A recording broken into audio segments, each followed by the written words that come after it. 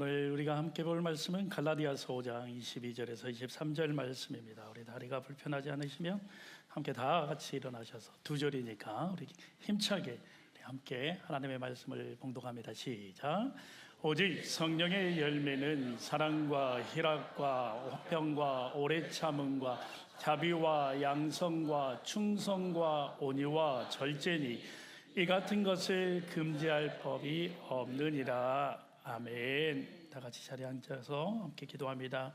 사랑의 하나님, 이 시간 말씀 앞에 우리를 올려드립니다.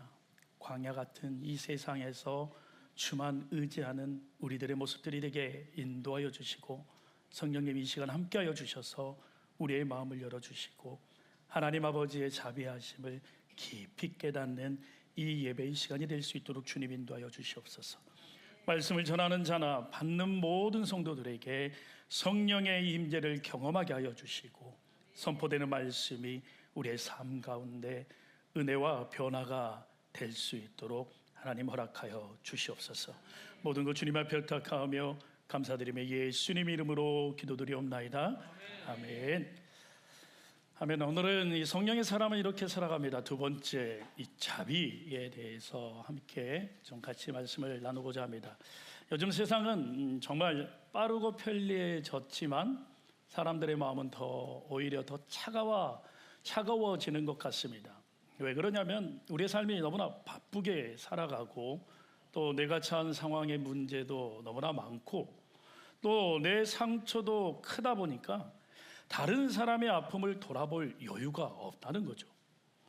누군가 도움이 필요해 보이면 우리는 그래서 대수롭지 않게 생각하며 지나갈 때가 너무나 많이 있습니다. 내가 왜 저 사람을 꼭 도와줘야 되는지, 도와줘도 변하지 않는 그 모습을 보면서도 상처를 또 받습니다.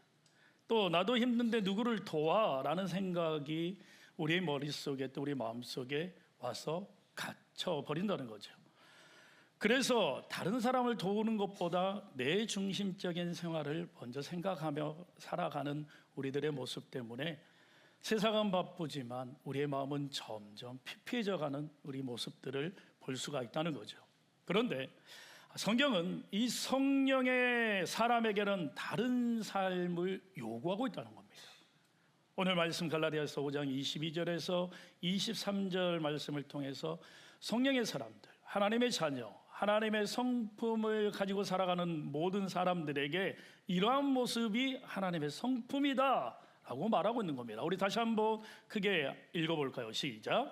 오직 성령의 열매는 사랑과 희락과 화평과 오래 참음과 자비와 양성과 충성과 온유와 절제니 이 같은 것을 금지할 법이 없느니라. 아멘. 저가 이제 계속 설교를 나눌 때 우리가 이 9가지의 열매를 좀 외웠으면 좋겠습니다. 이 구절은 내 삶 속에 항상 이 구절을 가지고 살아가겠다, 또 이 9가지 열매를 함께 맺고 살아가겠다라는 그러한 마음으로 또 우리가 좀 설교를 듣기를 원합니다. 성령의 열매 가운데 특히 이제 오늘 함께 볼 말씀이 지난주에 어떤 말씀이었죠? 감사합니다. 잊어버려도 됩니다. 오늘 것만 중요하니까. 오늘 또 자비에, 지난해 얘기할 때 오래 참음에 대해서 좀 말씀을 나눴던 것 같아요. 두 번째가 자비입니다. 이 자비에 대해서 말하고자 하는데, 이 자비를 국어사전에 찾아보니까 이렇게 표현을 합니다. 남을 깊이 사랑하고 가엾게 여긴다, 또는 그렇게 여겨서 베푸는 혜택이다라고 말하고 있습니다. 성경에서 이 자비라고 번역된 단어는 헬라어로 크레스토프테스라고 얘기를 해요. 영어 성경에서는 이 단어를 kindness, 이 친절로 표현을 하고 있습니다. 헬라 문화에서 이 자비를 크레스토테스라고 얘기하는데 그리스도인들은 크레스토라고 얘기를 합니다.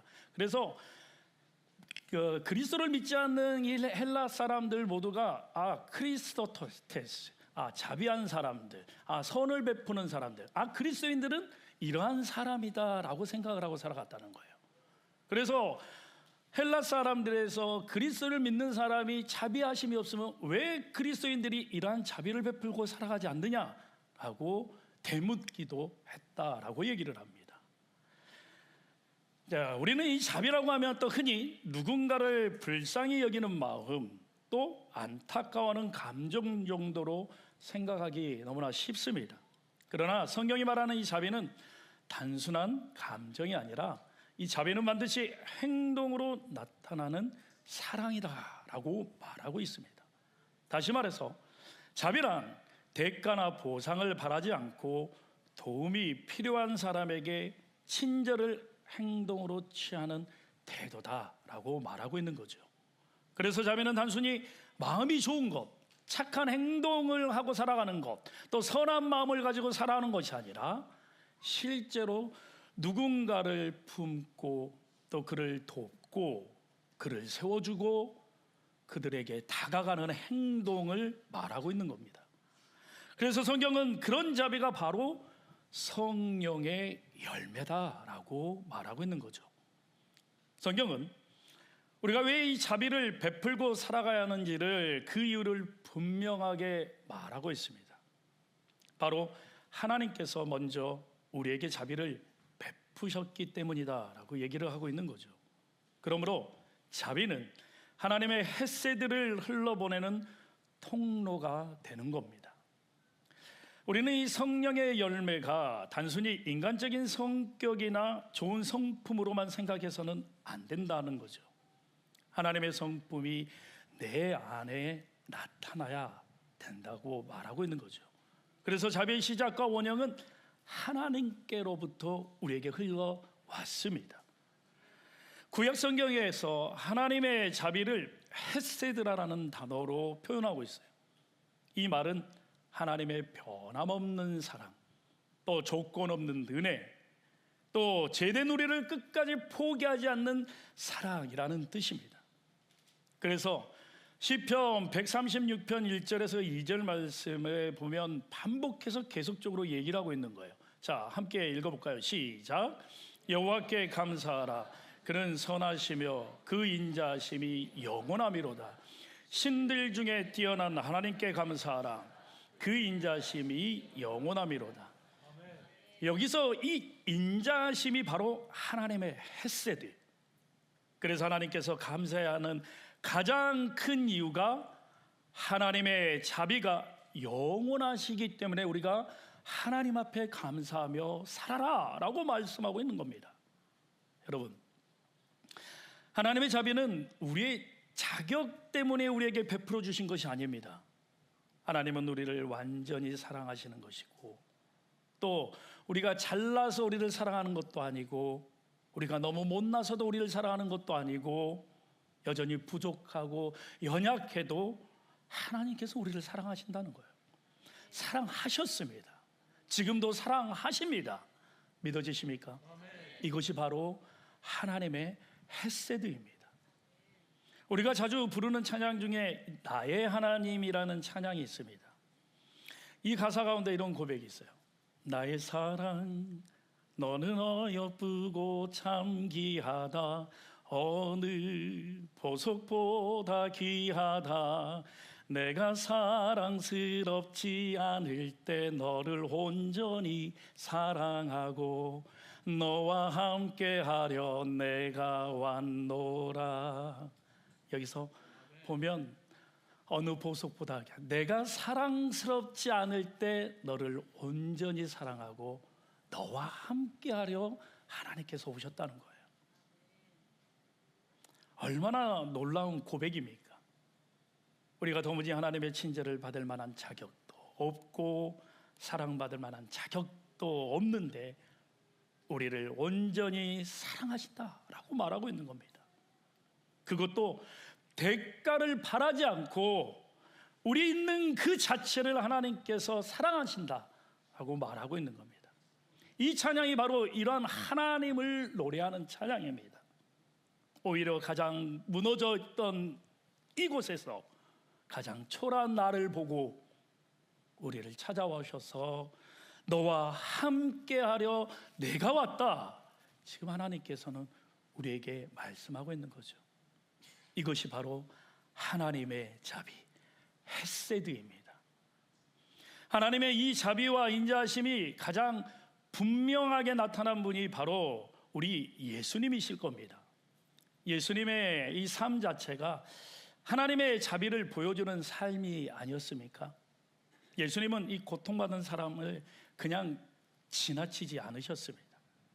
12년 동안 혈류증을 앓고 고통받던 그 여인을 찾아가 치유하여 주셨고, 사람들에게 손가락질 받았던 사마리아 여인을 찾아가 주셨고, 38년 된 병자를 일으켜 세워주셨고, 맹인 바디메오에게 찾아가 그를 외면하지 않으셨습니다. 또한 세리장이었던 삭개오의 집에서 함께 들어가셔서 그와 함께 묵은 모습을 볼 수가 있습니다. 그런데 예수님의 이 자비가 놀라운 이유는 단순히 친절하시기 때문이 아니다는 거죠. 예수님은 자비를 베풀시기 위해 사람들 사이에 존재했던 이 장벽까지 무너뜨리고 그 선을 넘어가셨습니다. 대표적인 장면이 사마리아 여인의 이야기일 겁니다. 당시 유대인들은 이 사마리아 사람들을 가까이 하지 않았습니다. 민족적으로, 종교적으로 깊은 벽이 있었었는데, 그런데도 불구하고 예수님께서는 그 벽을 허물고 그 선을 넘어가셨다는 거죠. 사람들의 편견보다 한 영혼을 더 중요히 여기셨기 때문입니다.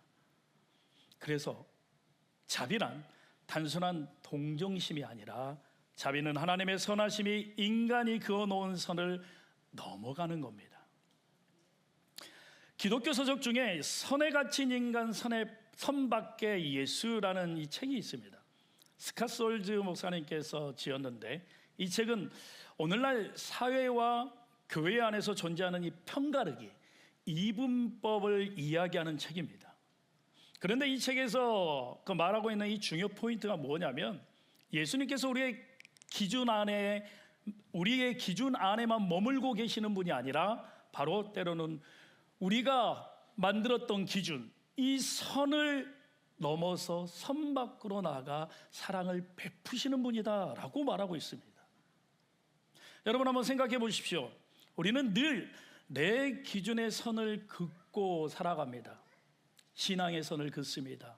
내가 어렸을 때부터 살아왔던, 또 행했던 그 신앙에 갇혀서 내 기준에 맞지 않으면 다른 사람을 원망하고 질타하고, 또 그들이 잘못됐다 얘기를 합니다. 또 나만의 선을 만들어 놓고 선을 베풀 때도 저 사람은 도움을 받을 사람이 아니다라고 얘기를 해요. 저 사람은 과거가 또 복잡하다라고 얘기를 하고, 저 사람은 괜찮은데 일부러 저렇게 힘든 척한다라고 얘기를 합니다. 저 사람은 내 신앙과 맞지 않기 때문에 좀 멀리 떨어져 신앙생활을 해야 된다. 내가 긋고 살아가는 이 선 안에서 나만의 방식으로 우리는 신앙생활을 하고 살아간다는 거죠. 나에게 필요한 사람, 또 그럴 만한 가치가 있는 사람, 도움되는 사람들을 내 선 안에 가지고 살아가면서 이들과의 함께 신앙생활이 즐거우면 나는 신앙생활을 잘하고 있다라고 말하고 살아간다는 거죠. 그런데 예수님께서는 자주 그 선 밖을 넘으셨습니다. 사람들이 그어놓은 선을 넘어 그곳에서 상처 입은 사람들을 찾아가 주셨고, 죄인이라 불리는 그 사람들과 함께 울부짖으셨고, 버림받은 사람들을 만나 주셨습니다. 그것이 바로 예수님의 자비, 하나님의 헤세드입니다. 그래서 진짜 자비는 편한 사람들에게만 친절하는 것이 아니라, 자비는 장벽이 있어도 넘어가 다가가는 겁니다. 관계의 벽을 허물게 하고, 또 상처의 벽을, 그리고 편견의 벽, 또 세대의 벽, 자존심의 벽을 넘어가는 것이 자비인 겁니다. 또한 자비는 단순히 마음속에서 일어나는 측은지심이 아니다는 거죠. 성령의 열매로서의 이 자비는 하나님의 마음이 내 안에 들어와서 또 하나님의 방식으로 상대를 대하는 겁니다. 우리 주변에도 선을 많이 하는 사람들이 있습니다. 여러분들 주변들을 좀 돌아보면 그런 분들이 있지 않습니까? 누군가에게 돈도 잘 쓰고 또 밥도 잘 사주고. 옆 사람입니까? 그런데 이상하게도 그 선행이 따뜻하게 느껴지지 않을 때가 많이 있다는 거죠. 왜 그럴까요? 그 안에 교만이 들어있기 때문입니다. 상대방을 배려하는 것이 아니라 내가 원하는 방식으로 돕기 때문입니다. 내 방식대로 내가 그어놓은 선 안에서만 행하기 때문인 거죠. 상대방의 필요를 보는 것이 아니라 내가 선한 사람, 착한 사람이라는 것을 드러내기 때문입니다. 이것은 자비처럼 보일 수 있지만 성령의 열매는 아닙니다. 여러분, 이 이야기를 들으면 잘 이해가 될 수 있을 겁니다. 1부 때도 이 이야기의 예화를 들었는데, 목사님, 요즘 군대는 드럼 세탁기를 사용합니다 하고 얘기를 하더라고요. 이야기를 한번 들어보겠습니다. 추운 겨울날 한 이등병이 개울가에 가서 빨래를 합니다. 요즘은 개울가에서 빨래를 하진 않다고 합니다. 옛날 예화에 있기 때문에 그러죠. 드럼 세탁기를 사용한다고 해서 아이고야. 어쨌든 우리가 이등병이 개울가에서 빨래를 하고 있습니다. 그 모습을 본 대대장이 측은히 여겨서 지나가다가 이등병을 불러요. 부르면서 치사반에 가서 따뜻한 물을 가져다가 빨래를 해라 라고 얘기를 합니다. 얼마나 좋았겠습니까? 이등병이 달려갑니다. 치사병에 가서 대대장님께서 물을 해서 저가 빨래를 하는데 이걸로 빨래를 하라고 합니다. 그러면 물을 줄까요? 안 줄까요? 뒤지게 혼나겠죠. 네. 그러면 엄청 혼나고 와서 다시 빨래를 하고 시작합니다. 그런데 이제 중대장이 지나갑니다. 또 이 모습을 보고 측은히 여겨 이등병 가서 따뜻한 물을 가져와서 빨래를 해 라고 얘기했는데 갈까요? 안 갈까요? 가봐도 소용이 없다라고 생각하니까 이제 안 갑니다. 그런데 소대장이 또 지나갑니다. 소대장이 그 모습을 보고 이렇게 얘기합니다. 이등병, 치사반에 가서 내가 세수할 수 있게 그 뜨거운 물을 받아와 라고 얘기를 해요. 이등병에게 치사반에 가서 소대장님이 세수할 때 따뜻한 물이 필요하답니다. 그 따뜻한 물을 좀 주십시오 라고 했을 때 줄까요? 안 줄까요? 소대장이 달라고 하니까 주는 거잖아요. 그래서 가져옵니다. 그때 소대장이 이렇게 얘기를 합니다. 손이 많이 시렵지? 이 물로 빨래를 해라 라고 얘기를 하는 거예요. 여러분, 이것이 자비입니다. 모두가 측은히 여깁니다. 다 그 마음은 가지고 있는 거예요. 그런데 자기 방법으로 안 하고 상대방의 마음을 헤아리는 겁니다. 진짜 자비는 이 상대방의 형편을 생각하고 그 사람의 실제로 도움을 받을 수 있는 방식으로 다가가는 겁니다. 드럼 세탁기를 사주는 것이 아니라. 그렇죠? 그래서 자비는 내가 편한 방식으로 돕는 것이 아니라 자비는 상대방의 자리로 내려가는 겁니다. 예수님께서도 우리에게 바로 그러한 삶을 요구하신다는 거죠. 마태복음 25장 35절에서 36절에는 예수님께서 마지막 심판의 장면을 말하시면서 이렇게 말씀합니다. 우리 다 함께 읽어볼까요? 시작. 내가 줄일 때에 너희가 먹을 것을 주었고 목마를 때에 마시게 하였고 나그네 되었을 때 영접하였고 헐벗을 때에 옷 입혔고 병들었을 때에 돌아보았고 옥에 갇혔을 때에 와서 보았느니라. 이 얘기를 듣고 그때 사람들이 이렇게 묻습니다. 37절에 보면 주님, 우리가 언제 그렇게 했습니까? 라고 얘기를 해요. 그러자 예수님께서 놀라운 말씀을 하는데 40절의 말씀에 보면 이렇게 얘기해요. 임금이 대답하여 이르되 내가 진실로 너에게 이르노니 너희가 여기 내 형제 중에 지극히 작은 자 하나에게 한 것이 곧 내게 한 것이다 라고 말하고 있는 겁니다. 여기서의 핵심이 뭘까요? 바로 지극히 작은 자에게 행하는 것이 곧 예수님에게 한 것이다 라고 말하고 있는 겁니다. 바로 예수님은 우리가 연약한 사람에게 베푸는 그 자비를 예수님 자신에게 행한 것이다 라고 말씀하고 있는 겁니다. 힘든 사람을 우리가 위로해 줘야 되고, 또 외로운 사람 곁에 우리가 함께 있어 주는 것, 아픈 사람을 함께 좀 돌아보는 것, 누군가의 이야기를 들어주고 작은 친절을 베푸는 것, 이 모든 것을 예수님께서는 기억하시겠다라고 말하고 있는 겁니다. 그래서 자비는 단순히 착하게 사는 것이 아니라, 자비는 주님을 닮아가는 성령의 사람들의 삶인 것입니다. 그래서 잠언 11장 17절에도 우리에게 이렇게 말합니다. 함께 읽을까요? 시작. 인자한 자는 자기의 영혼을 이롭게 하고 잔인한 자는 자기의 몸을 해롭게 한다. 아멘.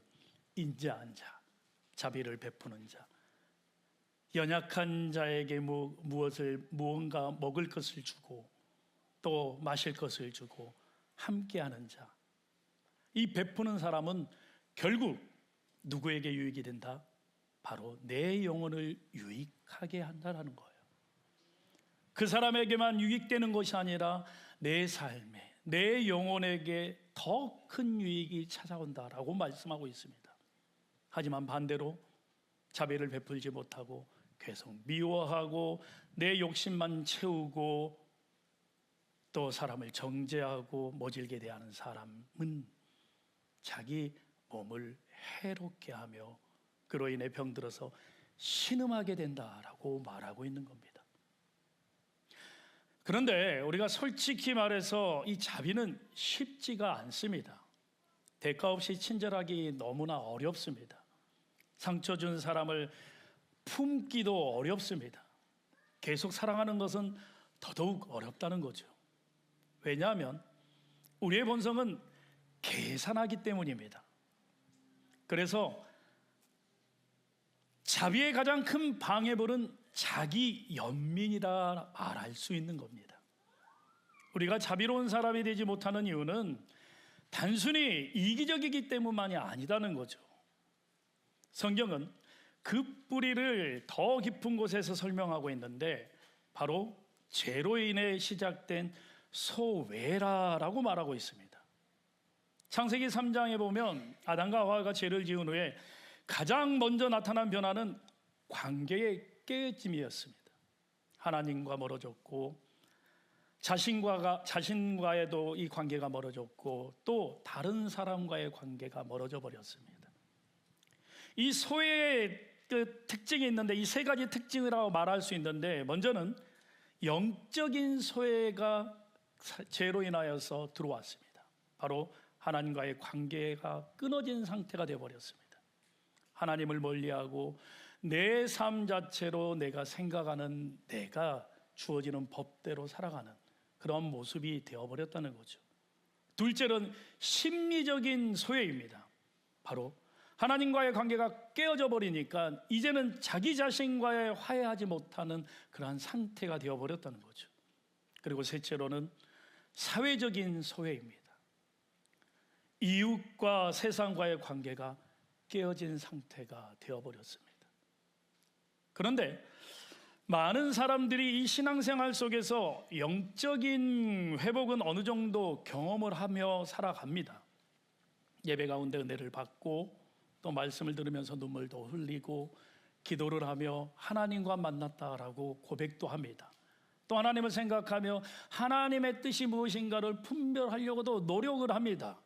하나님과 가까워진 것 같은 순간들이 많이 있습니다. 하지만 여전히 우리가 변화되지 못한 것은 바로 자기 자신과는 화해하지 못한 채 살아가는 경우가 너무나 많기 때문입니다. 겉으로는 신앙생활을 하고 마음 깊은 곳에 계속 하나님과 함께 한다라고 생각하지만 자신을 정죄하고 살아간다는 거죠. 나는 왜 이것밖에 되지 않지? 내 신앙은 왜 이거에서 멈춰버렸지? 내 삶은 왜 이러지? 실패한 인생이다라고 생각하고 나는 상처투성이다, 내 상처를 누군가가 만져주기를 원한다라고 생각하며 살아간다는 거죠. 그래서 나는 사랑받을 자격이 없다. 이러한 상태를 우리는 바로 자기 연민이다라고 부를 수 있습니다. 자기 연민은 단순히 힘들어하는 감정이 아니라 자기 상처와 자기 아픔 안에 스스로 갇혀버린 상태를 말합니다. 세상에서 내가 가장 불쌍하다고 느끼며 마음의 시선을 계속 자기에게만 두는 겁니다. 문제는 이 상태에서는 다른 사람을 품을 여유가 생기지 않는다는 거죠. 마음이 늘 자기의 문제와 자기 상처에 붙들려 있기 때문이에요. 예를 들어 사업에 실패하는 사람들, 또 사람과의 관계가 멀어졌던 모습들, 그리고 경제적으로 무너진 사람들, 큰 병으로 고통받는 사람들은 다른 사람을 돌아볼 힘을 잃어버릴 때가 많이 있습니다. 단순히 물질이 부족해서가 아니라 마음의 여유가 없기 때문입니다. 그로 인해서 내 아픔에만 붙들려 있으니 타인의 눈물이 보이지 않는 상태가 된다는 거죠. 여러분, 상처에 갇히면 나만 보이지만 은혜에 갇히면 남이 보이기 시작하는 겁니다. 그러므로 진짜 자비는 내 아픔만 보이는 내 상처의 감옥을 걸어 나올 때부터 시작된다는 거죠. 내 허물보다 더 큰 하나님의 은혜를 경험하고 나도 용서받은 죄인이라는 감격이 살아날 때 비로소 내 옆에 사람의 신음소리를 듣게 되는 겁니다. 그런데 자비를 가로막는 또 하나의 위험이 있습니다. 바로 위조된 자비가 있다는 거죠. 예수님께서는 마태복음 6장 3절에서 이렇게 말합니다. 너는 구제할 때 오른손이 하는 것을 왼손이 모르게 하여 라고 얘기를 해요. 이 말씀 우리 너무나 많이 우리도 얘기하고 살아가지 않습니까? 왜 예수님께서 이런 말씀을 했을까요? 사람은 누군가를 돕고 섬기면서도 마음속 깊은 가운데 또 다른 보상을 원하기 때문입니다. 사람들에게 인정받고 싶어 합니다. 착한 사람이라는 말을 듣고 싶어 합니다. 내 경건함을 드러내고 싶어 한다는 거죠. 겉으로 보기에는 분명히 섬기고 있고 친절해 보이고 자비심을 베풀고 있는 것처럼 느낍니다.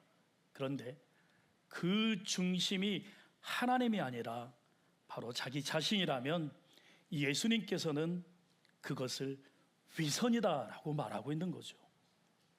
진짜 자비는 나를 드러내기 위한 행동이 아니라 하나님의 사랑이 내 삶을 통해 흘러가도록 내어드리는 겁니다.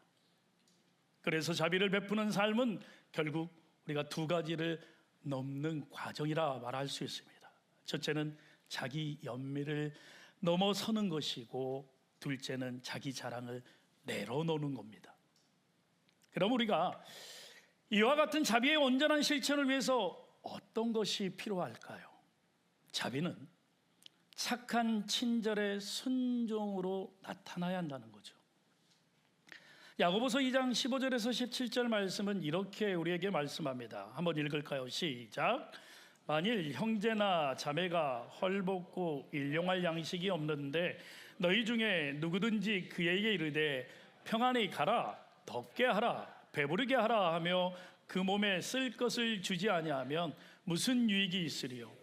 이와 같이 행함이 없는 믿음은 그 자체가 죽은 것이라. 아멘.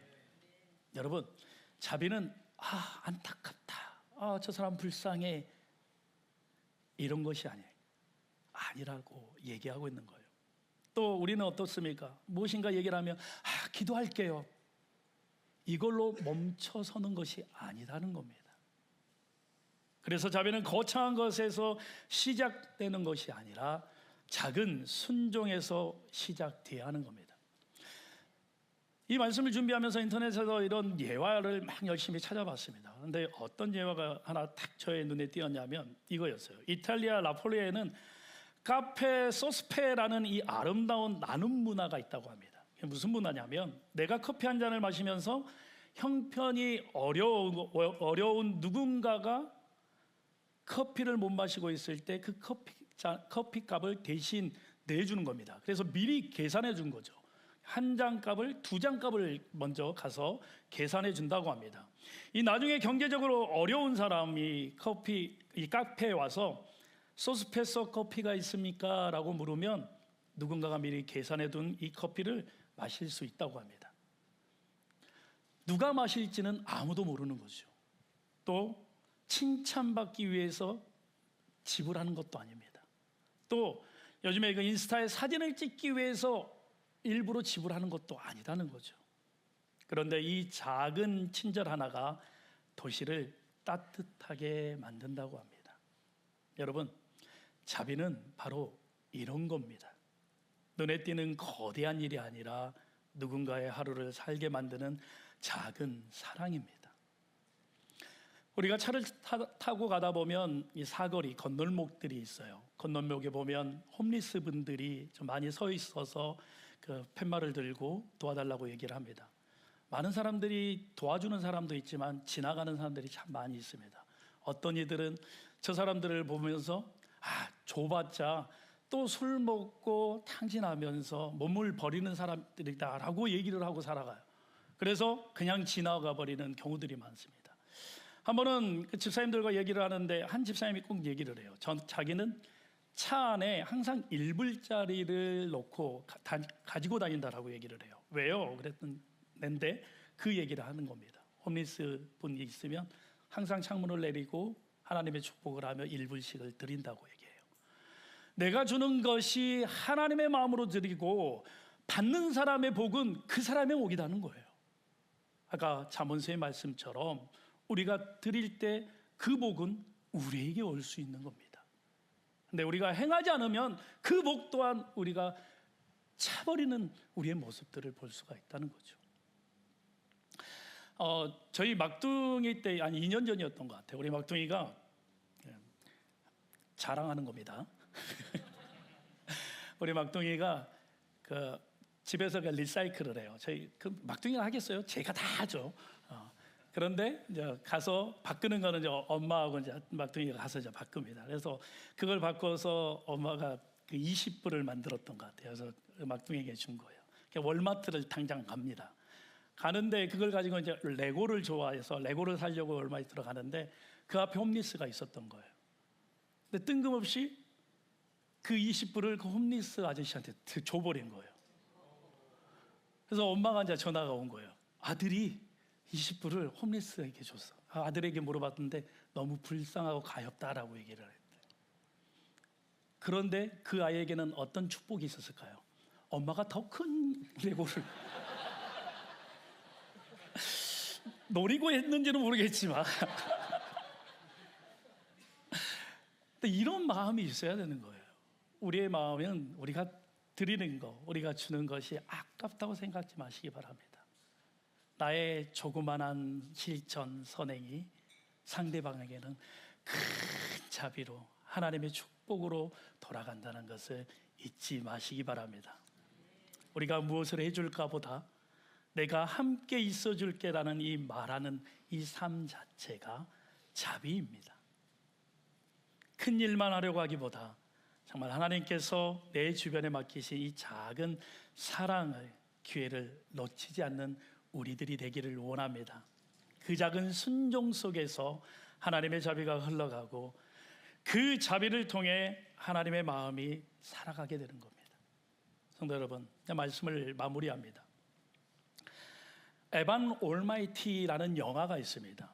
영화 속에 마음에 깊이 남는 대사가 나오는데 거기에 주인공의 모건 프리먼이 이런 말을 합니다. 누군가 하나님께 인내를 달라고 기도하면 하나님은 그냥 인내심을 주실까요? 아니면 인내를 배울 기회를 주실까요? 용기를 달라고 기도하면 하나님은 그냥 용기를 주실까요? 아니면 용기를 낼 상황을 주실까요? 만일 누군가가 가족이 더 사랑하게 해달라고 기도하면 따뜻한 감정만 주실까요? 아니면 서로 사랑할 기회를 주실까요? 여러분, 답은 분명하지 않겠습니까? 하나님은 우리를 변화시킬 때 단순히 마음만 바꾸시는 것이 아닙니다. 삶 속에서 실천해 나갈 수 있는 기회를 허락하여 주신다는 거죠. 우리가 하나님 자비로운 사람이 되게 해주세요라고 기도하면 하나님은 어느 날 갑자기 우리 마음만 따뜻하게 바꾸시는 것이 아닙니다. 오히려 우리 주변에 사랑이 필요한 사람을 보내주시고 이해하기 어려운 사람을 만나게 하시고 섬길 수 있는 기회를 허락하십니다. 그래서 자비는 감정이 아니라 선택이며 자비는 말이 아니라 행동인 겁니다. 에베소서 4장 32절은 이렇게 말씀합니다.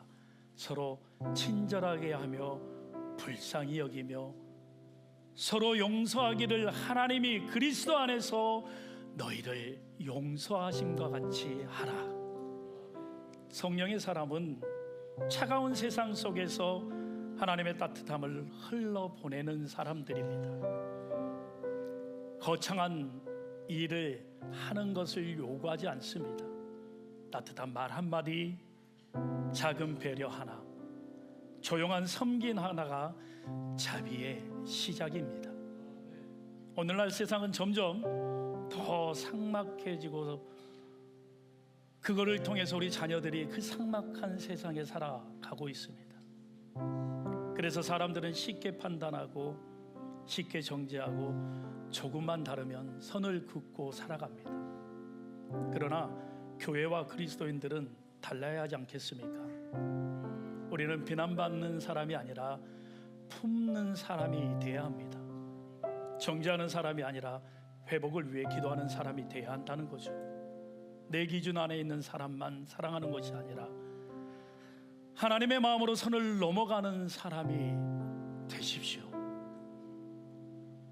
이번 한 주가 하나님께서 우리의 삶 가운데 누군가를 보내신다면 그 자비의 기회를 놓치지 않는 여러분들이 되기를 원합니다. 그 사람을 위해 기도하고 그 사람과 동행하며 그 사람의 필요를 채워줄 수 있는 우리들의 모습이 되기를 주님의 이름으로 소원합니다.